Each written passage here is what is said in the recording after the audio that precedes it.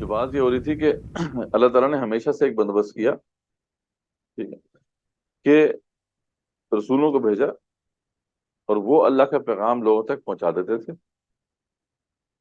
اب یہ سلسلہ جو ہے رسول اکرم صلی اللہ علیہ وسلم تک آ کے ختم ہو گیا۔ تو کلیئر ہے نا کہ رسول اکرم صلی اللہ علیہ وسلم آخری نبی، آخری رسول ہے۔ اچھا، اب رسول نے تو اپنا پیغام جو ہے وہ پہنچا دیا تمام امت مسلمہ تک، اور وہ خطبہ حجۃ الوداع کے موقع پر انہوں نے پوچھ لیا حل بلغت، کیا میں نے تمہیں پہنچا دیا؟ سب نے یک زبان ہو کے کہا۔ 1 لاکھ کے قریب صحابہ وہاں موجود تھے رضوان اللہ تعالیٰ علیہم، ان سب نے گواہی دی کہ قد بلغت و ادیت و نصحت، یقیناً آپ نے حق ادا کر دیا، ٹھیک ہے، نصیحت کا حق ادا کر دیا، آپ نے پہنچانے کا حق ادا کر دیا۔ اب جو ہے جب یہ سارا معاملہ ہو گیا تو رسول اکرم صلی اللہ علیہ وسلم نے بھی یہ ذمہ داری اب صحابہ کے سپرد کی کہ بل یبلغ الشاہد الغائبہ، اب جو یہاں پہ موجود ہیں وہ ان تک پہنچائیں جو یہاں پر موجود نہیں ہیں۔ اور اللہ تعالیٰ نے یہ ذمہ داری امت مسلمہ کے کندھوں پہ ڈال دی کہ جیسے ہر قوم کا ایک رسول ہوگا اور اس سب سے پہلے اس کو کٹہرے میں کھڑا کیا جائے گا، اس سے پوچھا جائے گا کہ کیا تم نے پہنچا دیا یا نہیں پہنچایا۔ اسی طریقے سے جیسے وہ کٹہرے لگے ہوں گے نا آدم سے لے کے رسول اکرم صلی اللہ علیہ وسلم تک، وعلیہ السلام وعلیکم السلام، تو ایک کٹہرا پھر آگے کس کا لگا ہوگا؟ ہے جی، رسول اکرم صلی اللہ علیہ وسلم کے بعد کس کا کٹہرا لگے گا؟ یہ سمت کا لگے گا۔ وہاں میں اور آپ سب وہاں پہ موجود ہوں، اور ہم سے یہ پوچھا جائے گا کہ یہ پوری انسانیت جو تھی جو رسول اکرم صلی اللہ علیہ وسلم کے بعد آئی، ان کو پہنچایا کہ نہیں پہنچایا؟ یہ ہے ذمہ داری، اتنی بھاری ذمہ داری۔ خود سوچے نا کہ رسول اکرم صلی اللہ علیہ وسلم کے بعد اب پیغمبر نے تو آنا نہیں ہے، اور ساتھ اللہ تعالیٰ فرما رہے ہیں کہ یہ میرا بندوبست ہے، میں نے اس لیے کیا ہے، رسول اس لیے بھیجے ہیں علیہ السلام کہ لوگ میرے خلاف جو ہے روز محشر کھڑے نہ ہو جائیں۔ تو اگر اللہ تعالیٰ نے یہ بندوبست نہ کیا ہوتا تو یہ تو قیامت تک کے آنے والے انسان تو اللہ کے خلاف کھڑے ہوتے نا وہاں روز محشر۔ اللہ تعالیٰ آپ نے تو بتایا ہی نہیں، ہمیں تو پیغام کا پتہ ہی نہیں تھا، اس لیے اللہ تعالیٰ نے اس مسئلے کو ادھر ہی ریزالو کر دیا اور امت کو کار رسالت کی ذمہ داری دے دی۔ اسی لیے اس امت نے اب گواہی دینی ہے تمام انسانوں کے اوپر، ٹھیک ہے جی؟ یہ بہت بڑی ذمہ داری ہے جو کہ ہمارے کندھوں پر ہے۔ رسول نے پہنچا دیا صلی اللہ علیہ وسلم نے امت مسلمہ تک، اور امت مسلمہ نے آپ جو گواہی دینی ہے تمام بڑے انسان کے اوپر۔ اور اس لیے کیونکہ یہ ذمہ داری جو ہے یہ بہت بڑی ذمہ داری ہے، ٹھیک ہے، اس کے حوالے سے ایک اور پہلو بھی ہمارے سامنے رہنا چاہیے، اور وہ ہے امر بالمعروف اور نہی عن المنکر۔ شاہد الناس کی ذمہ داری جو ہے اس میں ایک تو دعوت ہے اپنے دینی لوگوں کو سمجھانا ہے، لیکن ساتھ ہی جو بھی جس کا حکم دیا اللہ تعالیٰ نے، آپ نے حکم کرنا ہے لوگوں کے درمیان، جس سے اللہ نے روکا ہے لوگوں کو اس سے روکنا ہے، یہ بھی اس کی ذمہ داری کا ایک بہت بڑا پارٹ، ٹھیک ہے، کہ سورہ مائدہ میں بنی اسرائیل کے حوالے سے یہ بتایا گیا کہ لوئن الذین کفروا من بنی اسرائیل علی لسان داؤد و عیسی ابن مریم ذالک بما عصوا وکانوا یعتدون، کہ لعنت کی گئی بنی اسرائیل کے کافروں پر داؤد اور عیسیٰ ابن مریم علیہ السلام کی زبانی، یعنی ان کے جو پیغمبر تھے انہوں نے لعنت کی اپنی قوم کے اوپر، کس وجہ سے؟ کہ وہ جو برے کام کرتے تھے اس وجہ سے، اور دوسرا کیا تھا، کانوا لا یتناہون عن منکر فعلوہ، اور جب برائی ہوتی تھی ان کے درمیان تو اس کو وہ روکتے نہیں تھے، تو رب السما کانوا یفعلون، بہت برا کام ہے جو وہ کیا کرتے تھے۔ تو یہ ذمہ داری ان کی بھی تھی بنی اسرائیل کی کہ جو بھی ان کی قوم میں برا کام کرے اس کو روک دو، لیکن وہ نہیں روکتے تھے، اچھائی کا حکم یہ نہیں کرتے تھے، برائی سے روکتے نہیں تھے۔ تو ظاہر بات ہے جب برائی سے نہیں روکا جائے گا تو پھر وہ برائی پھیل جائے گی، جیسا کہ پھر ہماری سوسائٹیز کے اندر آپ کو نظر آ رہا ہے۔ صحیح مسلم کی بڑی مشہور وہ روایت ہے کہ من رأى منکم منکرا فلیغیرہ بیدہ، تم میں سے جو بھی منکر کو دیکھے تو اگر اس کے پاس استطاعت ہے، اتھارٹی ہے، تو اس کو ہاتھ سے روکے، اور اگر استطاعت نہیں ہے تو زبان سے روکے، اس کی بھی استطاعت نہیں رہتی تو پھر دل میں تو برا جانے، اور یہ ایمان کا سب سے کمزور ترین درجہ ہے۔ اور ایک اور موقع پر رسول اکرم صلی اللہ علیہ وسلم نے فرمایا کہ قسم ہے اس ذات کی جس کے قبضے میں میری جان ہے، قسم ہے اس ذات کی جس کے قبضے میں میری جان ہے، کہ نیک نیک کاموں کا حکم کیا کرو، برے اور برے کاموں سے روکا کرو، ورنہ قریب ہے کہ اللہ تعالیٰ تم پر ایسا عذاب نازل کر دے گا، پھر تم اس سے عذاب دور کرنے کی دعا کرو گے اور تمہاری دعا قبول نہیں کی جائے گی۔ ہاں جی، آج وہ عذاب کی مختلف صورتیں جو ہے امت مسلمہ پر جو ہے وہ آ چکی ہیں۔ عذاب کی مختلف صورتیں اللہ تعالیٰ نے جو بیان کی ہیں اس میں یہی ہے نا کہ آسمان سے کوئی آفت آ جائے، زمین سے کوئی جو ہے وہ آفت آ جائے، یا پھر اللہ تعالیٰ گروہوں میں بانٹ کر آپس میں مسلمانوں کو لڑا دے۔ یہ بھی عذاب کی صورت ہے کہ وہ فوراً کو پیشن آ جائے، جیسے بنی اسرائیل کا معاملہ تھا کہ ان کے اوپر جو ہے اللہ تعالیٰ نے مسلط کر دیے، ظالم حاکم مسلط کر دیے، جنہوں نے ان کا پورا جو ہے سماج تباہ کر کے رکھ دیا، ان کا جو ہیکل سلیمانی ہے اس کو مسمار کر دیا، جیسے بخت نصر نے پہلے کیا، بعد میں ٹائٹس رومی نے کیا۔ یہ اللہ کے عذاب کی صورتیں ہوتی ہیں۔ ان کا بھی حال بالکل ویسا ہی تھا جیسے ہمارا تھا، ہم پہلے پڑھ چکے ہیں نا، جو جب ہم نے پارٹ 1 میں یہ دیکھا تھا کہ بالکل ایسے جیسے ہمارے ہاں نماز کی کوئی اہمیت نہیں ہے، تو ان کو بھی سمجھایا تو یہی گیا تھا بھائی جو نماز نہیں پڑھے گا وہ مسلمان نہیں رہے گا، مطلب وہ بنی اسرائیل میں سے شمار نہیں ہوگا، لیکن وہ نمازیں چھوڑتے تھے۔ این ہفتے والے دن جو ہے ان کی جو بندرگاہ تھی اس کے اندر جو جہاز تھے وہ لد رہے ہوتے تھے سامان سے، تو ان کے پیغمبر ان کو کہا کرتے تھے کہ دیکھو تم یہ نہیں مانو گے بات اللہ تعالیٰ کی تو تم تباہ ہو جاؤ گے، اور یروشلم جو ہے جل کے راکھ ہو جائے گا، یہ ان کو بتایا کرتے تھے، لیکن وہ ویسے ہی نان سیریس ان کی اپروچ جیسے ہماری تھی۔ آخرکار یہ ہوا کہ اللہ تعالیٰ کی طرف سے جو ہے وہ بڑے بڑے جابر حاکم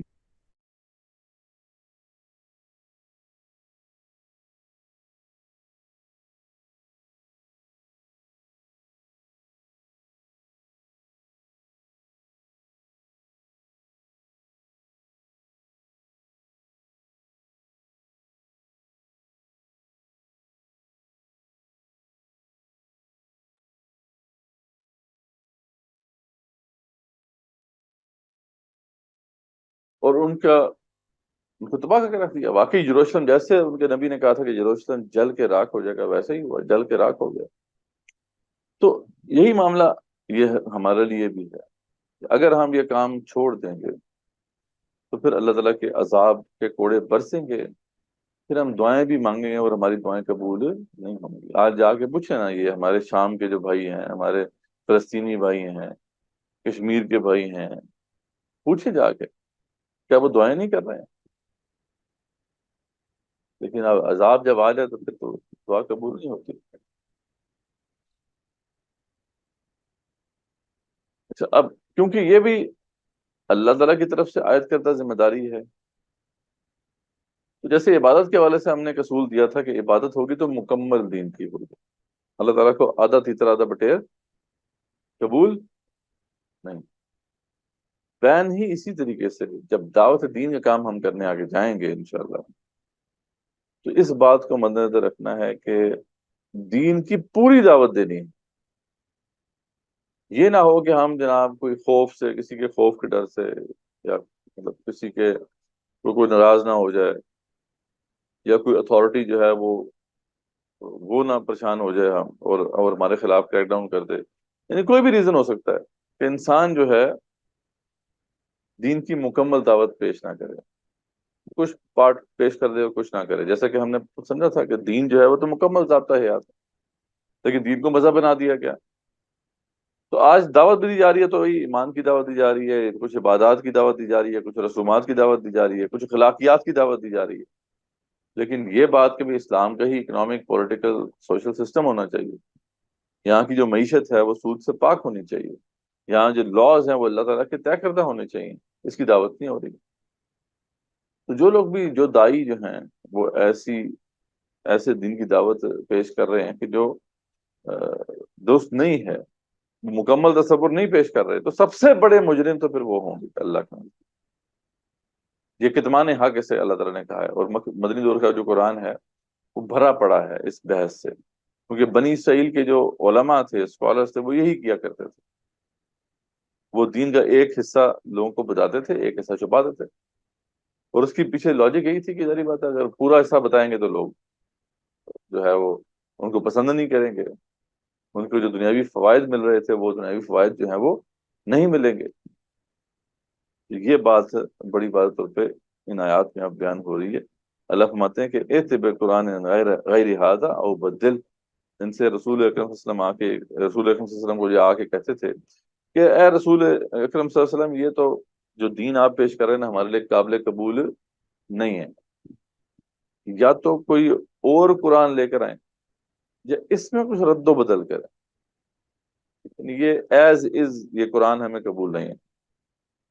اس کا جواب جو اللہ کی طرف سے دیا گیا وہ بڑا اہم۔ اللہ مت کل ما یکون لی ان ابدلہ من تلقائی نفسی، انہیں بتا دیں اے رسول اکرم صلی اللہ علیہ وسلم کہ یہ میرے بس میں نہیں ہے کہ میں اس میں کچھ تبدیلی کروں، ان اتبع الا ما یوحى الی، میں تو اسی کی اتباع کرتا ہوں جو میری طرف وحی کی جاتی ہے۔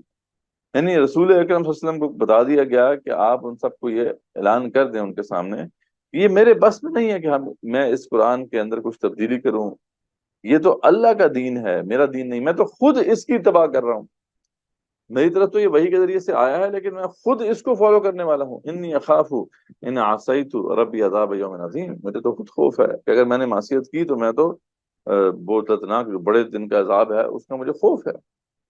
اس طریقے سے سورہ مائدہ میں آیا کہ یا ایھا رسول بلغ ما انزل الیک من ربک، کہ اے رسول اکرم صلی اللہ علیہ وسلم کھول کھول کر پہنچا دے جو کچھ بھی آپ کی طرف نازل ہوا، ٹھیک ہے، اور وَإِن لَمْ تَفْعَلْ، اور اگر آپ نے ایسا نہ کیا فما بلغت رسالتہ، تو آپ نے رسالت کا حق ادا نہیں کیا۔ تو یہ بات بھی مد نظر رہنی چاہیے کہ جب ہم دین کی دعوت پیش کرنے جائیں گے تو مکمل دین کی دعوت پیش کریں گے، ٹھیک ہے، ہم یہ نہیں کر سکتے کہ دین کا ایک حصہ جو ہے وہ تو بتا دیں کیونکہ اس سے ذرا لوگ پسند بھی کرتے ہیں، ٹھیک ہے، لیکن ایک حصہ جو ہے ہم نہ بتائیں گے وہ کڑوا ہے، وہ سن کے لوگ جو ہیں پھر ہمیں پسند نہیں کرتے، ٹھیک ہے، تو یہ ہماری فالوئنگ جو ہے وہ کم ہوتی ہے، تو کوئی بھی ریزن ہو سکتا ہے نا، انسان جو ہے اس کو چیلنجز تو بہت سارے ہوتے ہیں اس کے سامنے جب وہ پیش کرے گا۔ دوبارہ یہ بتا دیا گیا کہ یہ بھی مکمل دین کی دعوت ہمیں جو ہے وہ کر،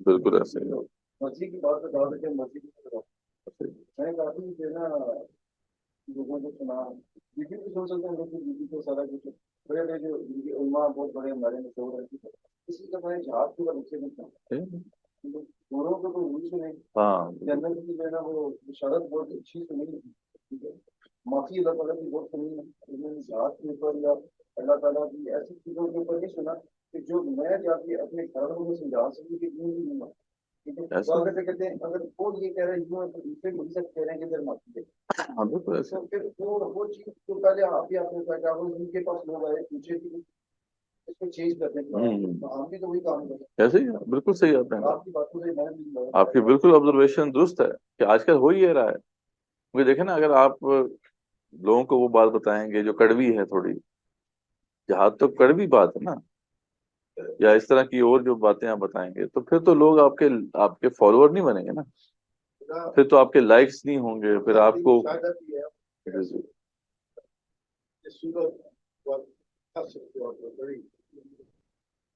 وہ اس کا آدھا حصے پہ ہی ہم پہنچا رہے ہیں، پر دوسرا ہے کہ ان کو اب میرے جیسا بندہ جس کو اپنے آپ کو پورا آتا نہیں ہے، طالب علم ہے، میں سچی بات ابھی کوئی پڑھ رہا ہوں، اس کا مطلب آدھی میں ڈیوٹی کر رہا ہوں، آدھی نہیں کر رہا ہوں، وہ تو رسول اکرم صلی اللہ علیہ وسلم، ہاں رسول اکرم صلی اللہ علیہ وسلم جو ہے، مطلب رسول اکرم صلی اللہ علیہ وسلم جو ہیں انہوں نے کہہ دیا تھا نا کہ بلغوا عنی ولو آیۃ، ایک بات بھی سمجھ آ گئی آپ آگے بتانا شروع کریں۔ ابھی اس دن ہی میں بات کر رہے تھے، دیکھیں یہاں پہ I9 میں ہی کتنے گھر ہیں یہاں، کیا ہم ان سب گھروں میں گئے، کیا ہم نے ان تک بات پہنچائی؟ یہ قیامت والے دن یہ کیا خیال ہے، یہ چھوڑ دیں گے ہمیں؟ کیا خیال ہے آپ کا؟ ہاں جی،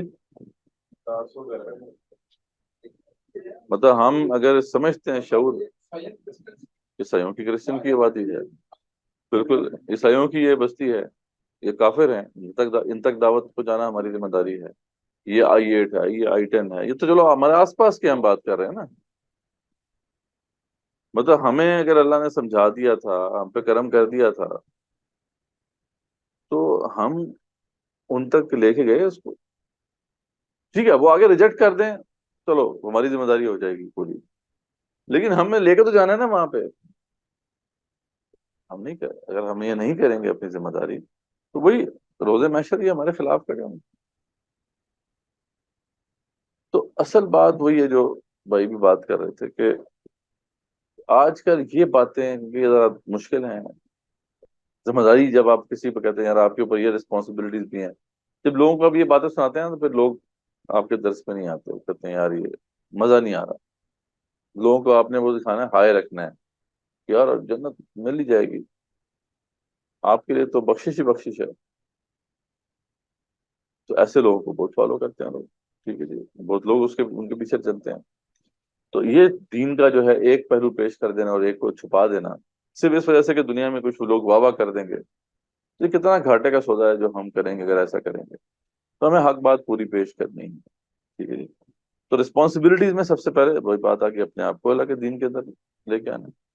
پھر یہ ہے کہ دین کی اس دعوت کو پیش کرنا ہے، اور اس کی ذمہ داری جو ہے اس کی سیورٹی میں نے آپ کے سامنے رکھ دی ہے کہ روز محشر ہی ہمارا گریبان پکڑے گی، ہمارے سارے خاندان والے ہمارا گریبان پکڑیں گے. سب سے پہلے اگر ہم نے اپنی بیوی بچوں کو نہیں بتایا تو وہ پکڑیں گے، پھر بھائی بہن آگے پیچھے چاچا تایا سارے اتنے لوگ ہیں پکڑیں گے. آپ کی خلاصی تو نہیں ہونی اتنی آسانی سے. پھر یہ سارے محلے دار یا آگے پیچھے لوگ کے سب کچھ. لیکن معاملہ جو ہے یہاں تک ہی رہتا تو پھر بھی چلو کچھ کچھ قدرے آسان تھا، لیکن یہ ہے کہ اس سے آگے ایک اور رسپانسبلٹی بھی اللہ تعالیٰ نے ہمارے اوپر ڈال دی، اور وہ یہ کہ جس دین کو آپ پیش کر رہے ہیں لوگوں کے سامنے، صرف پیش ہی نہیں کرنا ہے بلکہ اس کو اسٹیبلش بھی کرنا ہے. یہ بھی آپ کی ذمہ داری ہے، یہ بھی ہماری امت کی ذمہ داری ہے. مطلب اگر سود جو ہے اس سے پاک معاشی نظام نافذ کرنا ہے تو یہ بھی تو ہماری ذمہ داری ہے نا. اللہ تعالیٰ نے حکم دیا ہے کہ کرو. اس والے سے ہم کیا کوشش کر رہے ہیں؟ اگر ہم کوشش نہیں کر رہے تو اللہ کے سامنے مجرم ہوں گے. اچھا زنا کتنا بڑا جرم ہے، فحاشی کتنا بڑا جرم ہے، کیا اس کی روک تھام کے لیے، اس کے سدباب کے لیے ہم کچھ کر رہے ہیں؟ اگر ہم کر رہے ہیں تو ٹھیک ہے، اللہ کے سامنے جواب دے دیں گے. نہیں کر رہے تو اللہ تعالیٰ پکڑیں گے. یعنی ایک مسلمان نے یہ تو نہیں کرنا خالی کہ بس لوگوں کو بتا دے، واز دے دے بس دیکھو جی یہ سود حرام ہے اس کو چھوڑ دو.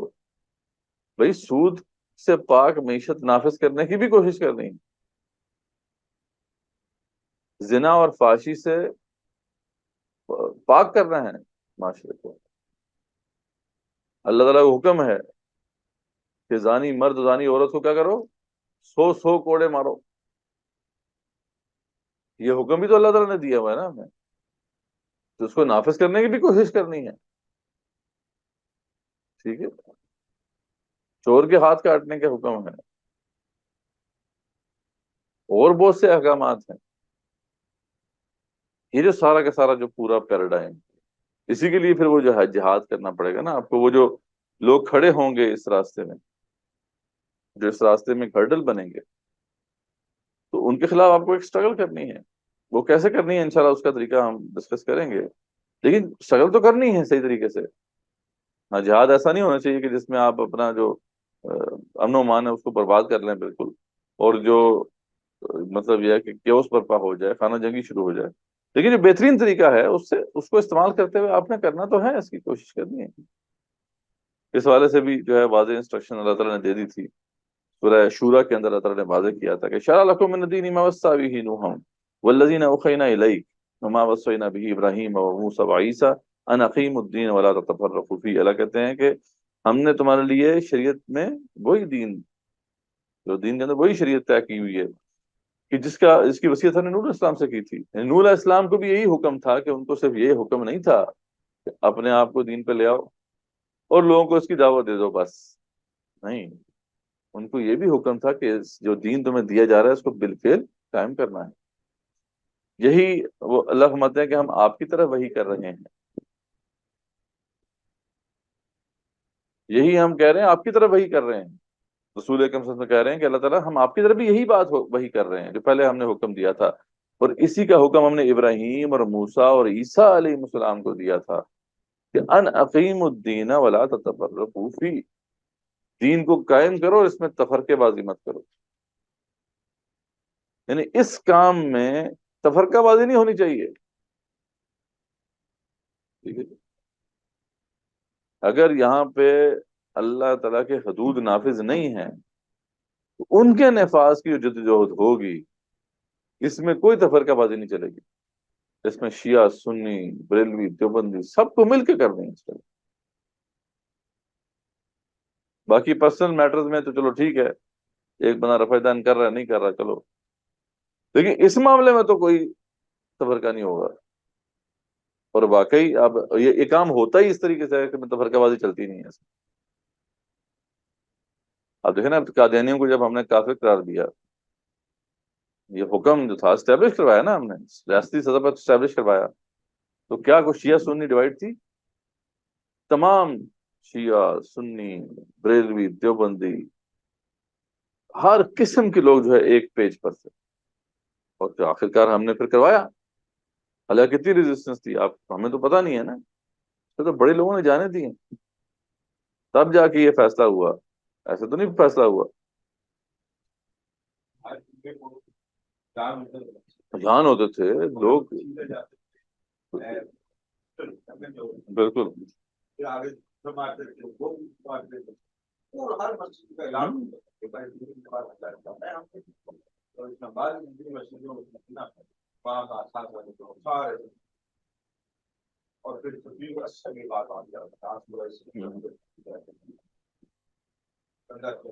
اب یہ سود کے اوپر بھی دیکھ لیں، ابھی ڈیسیژن جو آیا ہے 30 سال کی اسٹرگل کے بعد، اس میں بھی تمام شیعہ سنی ہر قسم کے اسکالر متفق تھے. ابھی جو ٹرانسجینڈر ایکٹ پہ جو ہے ہم نے کوشش کی، اس میں جو فیصلہ آیا ہے فیڈرل اسٹیٹ کورٹ کا، وہ کیوں آیا؟ کیونکہ اس میں بھی کوئی ڈویژن نہیں تھی. شیعہ سنی دیوبندی سب لوگ اس میں ایک ساتھ ہو کے لڑے. تو یہ کام تو ایسا ہے کہ جس میں پھر ہمیں مل کے اسٹرگل کرنی ہے، تب یہ دین نافذ ہوگا، ورنہ تو یہ نافذ تھوڑی ہونے والا ہے یہ کام. اور اسی کے لیے اللہ تعالیٰ کہتے ہیں کہ تمہیں جہاد کرنا ہے. وَقَاتِلُوهُمْ حَتَّىٰ لَا تَكُونَ فِتْنَةٌ وَيَكُونَ الدِّينُ كُلُّهُ لِلَّهِ. قتال ان سے اس وقت تک جاری رہے گا جب تک کہ دین اللہ کے لیے نہیں ہو جاتا. اس وقت تک آپ چین سے نہیں بیٹھیں گے. اب ظاہر بات ہے پہلے یہاں پہ لفظ قتال آیا ہے نا، کیونکہ پہلے وقتوں میں تو یہ ایک ہی راستہ ہوتا تھا لڑائی کا کہ آپ جو بادشاہ ہے اس کی فوجیں ہیں، آپ نے اس کی فوج کے مقابلے میں ایک فوج کھڑی کرنی ہے. آپ فتح کر لیتے ہیں تو آپ جیت جائیں گے، آپ حکومت پہ قبضہ کر لیں گے. لیکن یہ سلسلہ جو ہے اب تو تبدیل ہو چکا ہے ماڈرن ورلڈ کے اندر. تو اب اس طریقے سے آپ وہاں اسٹینڈنگ آرمیز ہیں، ان کے خلاف تو آپ اس طریقے سے نہیں جا سکتے. لیکن جو اور راستے جو ہے اویلیبل ہوئے ہیں ان سب کو تو استعمال کرنا ہماری ذمہ داری ہے. ٹھیک ہے. جیسے ہمارا تو چلو یہ جو آئین ہے کانسٹیٹیوشن ہے وہ بھی اس کی بنیاد اسلامک ہے، اور اس میں یہ پروویژن رکھی گئی ہے جیسے ہم نے یہ جو فیڈرل کورٹ کا معاملہ بتایا کہ ہر بندہ جو ہے کوئی بھی حکومت کا کوئی قانون ہے اس کو جا کے چیلنج کر سکتا ہے فیڈرل کورٹ میں جا کے. ہم نے کیا،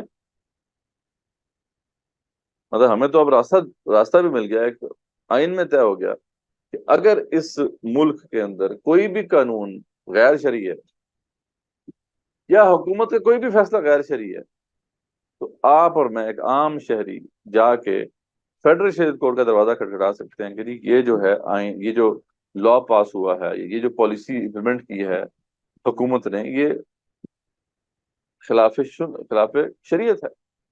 اور اس کی یہ ذمہ داری ہے فیڈرل شریعت کورٹ کی کہ پھر اس کے اوپر ایکشن لے، اس کی چھان پڑ کرے، اور اگر وہ غیر شرعی ہے تو اس کو نل اینڈ وائڈ قرار دے. جیسے کہ ٹرانسجینڈر ایکٹ کا بھی جو کیس آیا ہے آپ کے سامنے کہ 2018 میں یہ پاس ہوا، اور اب یہ 2023 میں 19 مئی 2023 یہ جو فیصلہ ہوا ہے کہ اس کی جو شکیں تھیں جو شریعت سے متصادم تھیں، فیڈرل شریعت کورٹ نے کہہ دیا کہ یہ آج سے نل اینڈ وائڈ ہے. جی وہ چیلنج تو کریں گے، وہ دیکھیں گے آگے، ابھی تو نہیں کیا انہوں نے ابھی تک انہوں نے. لیکن یہ ہے کہ ہم بتانا چاہ رہے ہیں کہ جو الٹرنیٹ میتھڈز ہمارے پاس اویلیبل ہیں، کیا ہم ان کو استعمال کریں؟ ہے جی. وہ تو یہی تو پروسیس ہی خراب کیا ہوا ہے نا، اس پہ بھی اب ہم کوشش کر رہے ہیں. تو وہ سینیٹر مشتاق صاحب بھی کام کر رہے تھے اس کے اوپر، کہ جب اس کورٹ کا فیصلہ آ جاتا ہے تو صرف ریویو پٹیشن ڈالنے سے ہی وہ فیصلہ سسپینڈڈ ہو جاتا ہے. حالانکہ دنیا میں کبھی بھی عدالت میں ایسا نہیں ہوتا. ایک فیصلہ جب آ جائے اس کے اوپر ریویو بھی بے شک بندہ کر لے، جب تک کہ وہ پورا اس کی ہیئرنگ نہیں ہو جاتی اور وہ فیصلہ جو ہے وہ اوور ٹرن نہیں ہو جاتا، اس وقت تک جو ہے وہ فیصلہ برقرار رہتا ہے. یہ تو اس پہ کام کر رہے ہیں، اس پہ تو کام کرنا ہے. مہینے کا ٹائم ہوتا ہے ہمارے خیال میں. دوبارہ کہنے کا مسئلہ ہے کہ ہمیں اللہ تمام کے تمام جو اوپر احکامات ہے اللہ کے دین کے مطابق ہو جائیں، اس وقت تک فائٹ کرنی ہے. کیونکہ اللہ فرماتے ہیں کہ اگر اللہ کا حکم نافذ نہیں ہے تو یہ پھر کفر کا فتنہ ہے، اور کفر کے فتنے میں جو ہے آپ کا ایمان ہی سلامت نہیں ہوتا. چھوڑ دیں آپ باقی چیزیں چھوڑ دیں، ہم کفر کے فتنے کے اندر رہ رہے ہیں. فَإِنْ فَإِنَّ اللَّهَ بِمَا يَعْمَلُونَ بصیر. اور ساتھ ہی فرما دیا کہ کتب علیکم القتال وهو کرہ لکم، یہ جو اس کام کے لیے آپ کو لڑائی کرنی ہے یہ لازمی ہے آپ کے اوپر، فرض ہے. جیسے کہ کتب علیکم الصیام، یعنی کہ پھر روزے فرض کر دیے. اور اللہ کے رسول اکرم صلی اللہ علیہ وسلم کو بھی یہی مشن دے کے بھیجا گیا تھا، وَالَّذِي أَرْسَلَ رَسُولَهُ بِالْهُدَىٰ وَدِينِ الْحَقِّ لِيُظْهِرَهُ عَلَى الدِّينِ كُلِّهِ وَلَوْ كَرِهَ الْمُشْرِكُونَ. اب دیکھیں مسلمانوں کی جو ذمہ داری ہے، اگر اس کو ادا کر رہے ہوتے ہیں مسلمان تو مجال تھی ان ظالموں کی یہ جو اوپر بیٹھے ہوئے ہیں ہمارے اور ملک کی وسائل کو اپنی ذاتی جاگیر بنا کے کھڑپ کر رہے ہیں، یہ کر سکتے تھے. ہاں جی. اگر یہ اپنی ذمہ داری ہم ادا کر رہے ہوتے کہ اللہ کے حکم کو نافذ کرو تم بھائی، اور اللہ کا حکم یہ بھی ہے کہ تم نہ تو کچھ چوری کر سکتے ہو، نہ تو تم جو ہے دولت کو اغنیا میں جو ہے گردش کروا سکتے ہو. کیلا دولتن جو ہے نا، کیلا تکونو دولتن اغنیا منکم، یعنی تمہارے جو دولت ہے وہ اغنیا میں نہ گردش کرتی رہے، پوری سوسائٹی میں گردش کرنی چاہیے. لیکن ہم کیونکہ آرام سے بیٹھے ہیں، جو اوپر سے لیڈ بیٹھی ہوئی ہے وہ آرام سے ملک کے وسائل کو اڑا رہی ہے. ٹوٹل 22 خاندان ہے جی، بار بار بتایا جاتا ہے 22 خاندان ہے جو کہ پاکستان کے سیاہ و سفید کے مالک ہیں. 23 کروڑ کی آبادی ہے، 23 کروڑ کی، جو اب 25 کروڑ ہو گئے ہیں. 25 کروڑ کی آبادی میں صرف 22 لوگ یا 22 خاندان ٹوٹل ان کا جو ہے ان کی تعداد 100 سے اوپر نہیں ہوگی، جو اس ملک کے فیصلے کرتے ہیں اپنی مرضی سے، اپنے مفاد کے لیے اس فیصلے کرتے ہیں. اور یہاں پہ کروڑوں لوگ جو ہیں بےچارے وہ غربت کی چکی میں پس رہے ہیں، وہ 2 وقت کی روٹی نہیں کھا سکتے. مسلمانوں نے یہ ذمہ داری ادا کی ہوتی تو کیا مجال تھی کسی کی کہ ان کی اوپر قبضہ کر کے بیٹھ جائیں؟ تو اس پہ پوچھا جائے گا، سوال کیا جائے گا نا ہم سے کہ تمہیں تو کہا گیا تھا کہ اللہ کے حکم کو تمہیں نافذ کرنا، تم نے کیا کیا اس حوالے سے؟ ہمارا اس پہ شعور ہی نہیں ہے، نہ اس پہ انڈرسٹینڈنگ ہے. جیسے میں نے بتایا کہ اللہ تعالیٰ کے بہت سے احکامات ہیں. کتب علیکم القصاص، قصاص کا قانون یہاں پہ نافذ نہیں ہے. ٹھیک ہے. زنا کی سزا یہاں پہ نافذ نہیں ہے، چوری کی سزا یہاں پہ نافذ نہیں ہے. ٹھیک ہے جی. اور یہ تمام احکامات کیسے نافذ ہوں گے؟ ان احکامات کو نافذ کرنے کی لازمی آپ کو اسلامی حکومت چاہیے. اسلامی حکومت نافذ کرنا یہ ہماری ذمہ داری ہے. اور جو یہ حاکم ہیں ان کو بھی مجبور کر رہے ہیں کہ اسلامی شریعتیں جو ہے نافذ کریں، اور اس کے راستے ہمارے پاس موجود ہیں، کیوں نہیں کر رہے؟ تو یہ تیسری بڑی ذمہ داری ہمارے اوپر ہے. تو دیکھیں اپنے آپ کو بھی یہ دین کے اندر لے کے آنا ہے. اس کی دعوت اپنے تمام آس پاس ہمارے جو سرکل آف انفلوئنس میں لوگ ہیں اس میں پہنچانی ہے، اور پھر اس کو باقاعدہ معاشرے پہ نافذ کرنے کی ذمہ داری بھی ہمارے اوپر ہے. تب جا کے ہماری نجات ممکن ہے، مطلب آخرت میں، اگر ہم یہ سارے کام کر رہے ہیں.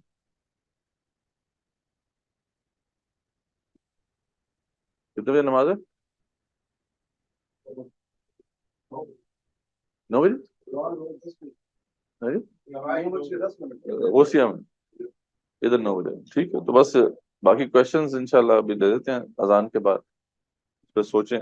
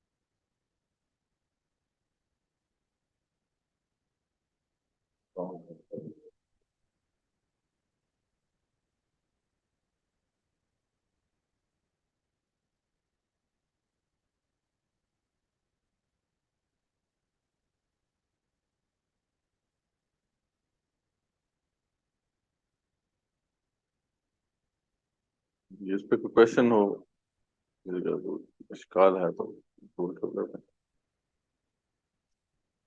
क्वेश्चन भी यही है कि सर जब हम काबिल में एक तब्दील कर सकें, किसी को बता दें, तो कैसे इससे मुकर्रा लें? मेरे क्वेश्चन मेरे दिमाग में ये बात तो काबिलियत तो हमें पैदा करनी ही है ना, ठीक है। जब हम कुछ काबिल ही नहीं है, नहीं नॉलेज ही नहीं है, तो कैसे मैंने वो आपसे अर्ज किया ना कि ये भी एक तरह से वो हमारे जहन का एक मामला है ना। वरना रसूल अकरम सल्लल्लाहु अलैहि वसल्लम ने बता दिया है कि अगर तुम्हें एक भी बात समझ आ गई, आप बताओ ये समझाओ। मतलब नमाज रोजा हज ज़कात फर्ज है, ये समझ आ गया, लोगों को बताओ। दावत देना हमारी दीनी जिम्मेदारी है, ये समझ आ गया हमें, लोगों को बताएं। नहीं, जो बात समझ आती जाती है वो लोगों को तो बताएं। आ जाते हैं लोग, आ जाते हैं उसकी कभी नहीं गा के भाई की जन्नत से बात है, तो उसके लिए सबसे पहले इससे कोई बात करते हैं ना, अब इससे बड़ी से कोर्ट जानना है, ठीक है। अगर आपको काला कोर्ट नहीं है, अंदर आपको नहीं है, गेट पे खड़े हो जाएंगे, बिल्कुल ऐसे। गेट पे खड़े हो जाएंगे, वापस आ जाएंगे। हाँ, मतलब ये तो तीसरी वो बात है ना कि हम दीन को कायम करने की जो स्ट्रगल है, उसमें जो भी हम कंट्रीब्यूट कर सके, उसमें बहुत सारी डोमेन्स हैं जो करने वाली। तो वही बात है कि असल में हमारी जिम्मेदारी है ना, ये हमसे पूछा जाएगा हमसे कि भाई आपने इसके बारे में क्या किया। अब आपके पास कोई जवाब तो होना चाहिए ना कि भाई अल्लाह ताला मैंने तो ये कोशिश की। अल्लाह तो ये तो नहीं सुनेगा ना कि अगर आप अल्लाह के सामने कहें अल्लाह ताला हमें तो समझ ही नहीं आ सका था, मतलब खुद ही नहीं समझ आ सका, तो अल्लाह ताला ये पूछेंगे भाई फिर तुम्हें जो समात बसारत सोचने की सलाहियत दी थी क्यों इस्तेमाल नहीं किया, क्यों नहीं वक्त लगाया, क्यों नहीं सीखा। ये तो हमारे लिए एक्सक्यूज तो कोई भी नहीं। मैंने तो ये देखा कि एक बंदा एक दफा कहीं पे आज आज देखिए आप एक बंदे को लेकर आ जाए ना अपने साथ, तो एक बार पूछेगा पूछेगा मैं आज बोलता फिर आदमी को फ्रैक्चर होती है, मजाक करता है, रिएक्शन करता है आदमी, और उस कहानी का बस स्वाद दाव देता आदमी कुछ और हो ना हो आपकी तबीयत को इसलिए कहा मेहनत से प्यार से बताते देखो ना वो जो हजरत अली से आपसे फरमाया कि अली एक बंदा भी तुम्हारी वजह से अगर राह हक पे आ गया, दुनिया वमा फीहा से बेहतर है। आप बाज़ औक़ात हम अपने आप को अंडर एस्टिमेट करते हैं, हो सकता है आप जिसको दावत देते हैं वो आपसे बड़ा आलिम बन जाए, आपसे बहुत आगे निकल जाए, हम दावत ही नहीं देते। मतलब दावत दे तो समझ में आएगा ना। मतलब आप 10 बंदे आपके कांटेक्ट में हैं, आप उनको दावत देंगे, आपको दो किस्म के लोग मिलेंगे। या तो वो लोग होंगे जो एराज करेंगे जी आपकी बात नहीं सुनेंगे, लेकिन उनमें से कई तो ऐसे लोग होंगे ना जो आपकी बात सुनेंगे या सुनना चाहेंगे, उनको आपने समझाना है। हो सकता है आप किसी को दावत दें, वो बहुत बड़ा दीन का जो है दाई बन जाए। तो इसलिए एक बंदा भी अगर आ गया तो फिर दुनिया माफिया से बेहतर है। तो ये असल बात है कि हमें अपनी जिम्मेदारियां अदा करनी है, ये हमारी सोशल रिस्पॉन्सिबिलिटीज भी।